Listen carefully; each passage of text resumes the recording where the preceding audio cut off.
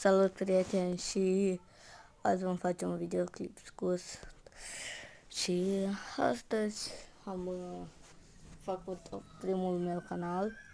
Dacă vreți să-l vedeți, dați un like și un subscribe și noi vom începe ca de obicei. Sper eu că ați fi oameni buni și oameni răi, dar eu cred că voi sunteți cei și îmi doresc ca voi să dați un like și un subscribe la canalul meu ca să fac multe episoade scurte, să fac și episoade lungi, dar nu știu cum să fac un videoclip, scuze prieteni, dar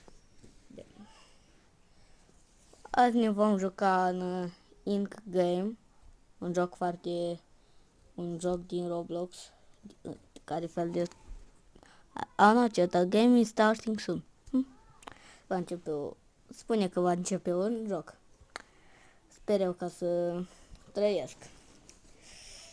Dacă vă faceți în YouTube, trebuie să dați numărul de telefon. Nu știu care e mea, dar nu pot să fac episod lung.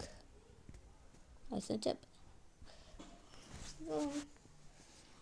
Asta e cam loading us. Va fi cam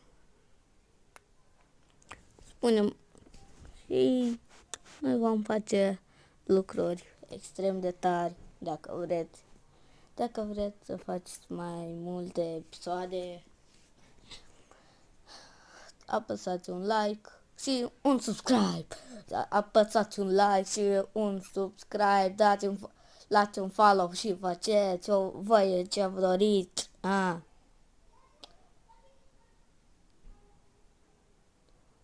Bine, asta aș dori să am o muzică.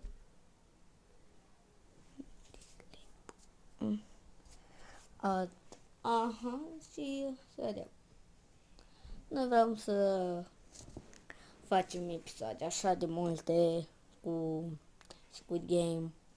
Squid Game e Stai, jucătorul celălalt cam va s-a dus abia acolo. Ei, totuși. Să vedem cum a fi. Red light, green light. Jocul ăsta îl veți vedea în curând. Poate o să vedeți mai departe ce vom face și la revedere.